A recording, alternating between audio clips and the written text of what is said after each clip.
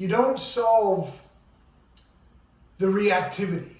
You solve the source of what makes you react. Right. And that's a big language. And that is like the source. Henry, I'm going to answer that question because it's a great question.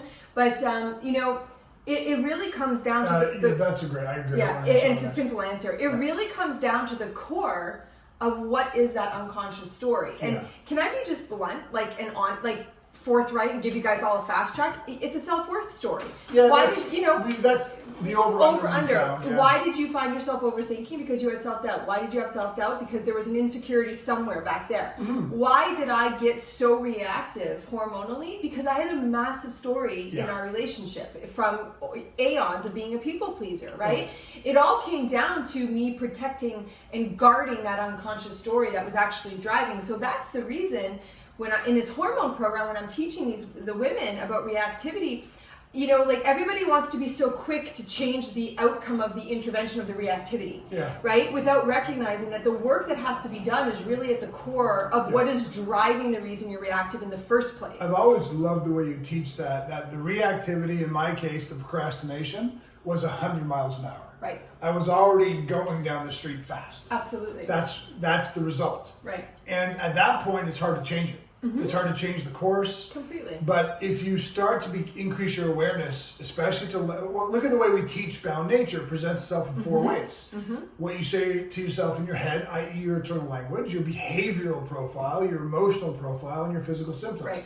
If you simply increase the intimacy at which you know those things about yourself, you can start catching things at 10%. Exactly. Or 20 miles an hour before it gets to the 100. Yeah. That's when the course can be rerouted so much easier. Right. And that's the key. And here's the thing, I'm going to say this again, I'm going to drive this point home, because I think it's so important. That doesn't happen from reading one book or one moment of awareness. Right? Because you can have that moment of awareness, this is what I need to do next time.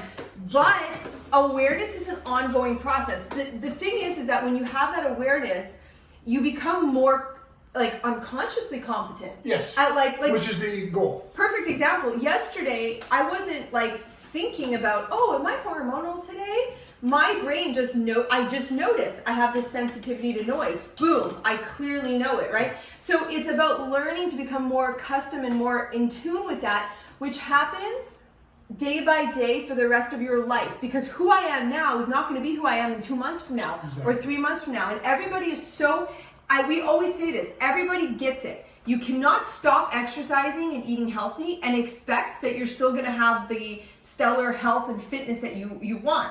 You got to keep going to the gym. You got to keep exercising. You got to keep, expanding. It's the same thing for your mindset. It's an ongoing process, as it should be. Can I answer Henry real quick? Yes, and then I'll answer Colleen. Henry, the question, when when does compassion turn to complacency? This is the reason self-love is in the triad.